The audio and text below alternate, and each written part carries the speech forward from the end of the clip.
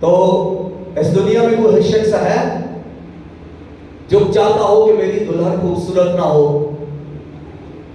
यीशु मसीह भी यही चाहता है कि मेरी दुल्हन खूबसूरत हो और उसकी दुल्हन खूबसूरत अपनी तैयारी करे यीशु मसीह के लिए, अपने आप को पाक रखे। कोई अगर आपके बाल भी छूता है तो उसे स्टॉप करे। मेरे बाल पाक हैं, तेरे हाथ गंदे हैं।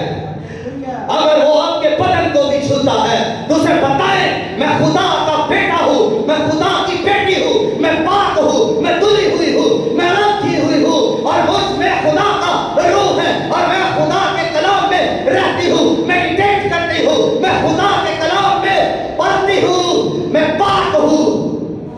बताएं, दूसरों को बताएं कि मैं पाक हूं, मेरा किरदार पाक है, मेरी गुफ्तगू पाक है, मेरा चाल चलन पाक है। आप बताएं दूसरों को। कभी भी आपके साथ दीना जैसा सलूक नहीं हो सकता, कभी, नेवर एवर, कभी भी दीना जैसा सलूक आपके साथ नहीं हो सकता, क्योंकि आप वार्निंग दे देंगे, हाथ बढ़ने वाले हाथ को स्टॉप कर देंगे। तेरा हाथ गंदा हाथ है और मैं पाक हूं, मैं खुदा की तरफ से हूं, मैं आसमानी रूहानी और खुदा के बेटे यीशु मसीह के बदन से, खून से धुली, पाक, पवित्र, खूबसूरत, हसीन बेटी हूं। मेरे जैसा कोई नहीं। कहे अपने आप में रहे कि मेरे जैसा कोई नहीं।